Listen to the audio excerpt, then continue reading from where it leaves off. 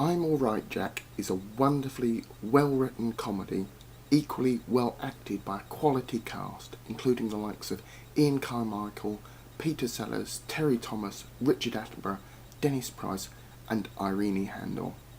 The film is set just after the Second World War, where Ian Carmichael's posh character, Stanley Windrush, tries to get a job in management, but instead can only get an unskilled job at a missile factory. Whilst working at the factory, he finds accommodation at the Kite's house. Mr. Kite, played by Peter Sellers, is the communist trade union leader who is reluctant at first to accept Stanley, thinking him as part of the establishment, but soon realises that Stanley, despite his background, is now just another worker. The film highlights lots of things which were wrong with British society at the time, and which continued long after the film was made, both in British society and in many other places around the world.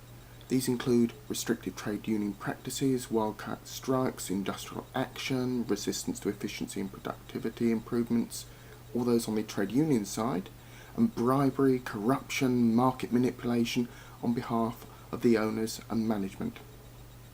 Stanley himself is caught up in the middle of it all, trying to do an honest day's work for an honest day's pay, and in the process angering both the unions and the management. Strikes at the company and other related businesses break out after Stanley shows a time and motion man how much faster he could work if he was allowed to. With the strikes looking like they will cost the management some very large contracts, which they got some bribes and some backhanders for arranging, and then even more when they switch them to another company, they decide to try and buy off Stanley, saying that trying to work harder made him ill. Incensed by the connivance of both the unions and the management, Stanley is finally pushed over the edge and throws the bribe around a TV studio where a debate had been going on to discuss the issues that had been raised by the industrial dispute. The film itself works both as a commentary on the social morals of the time and a comedy, and by doing both without losing the impact of either, makes this probably one of the best films of all time.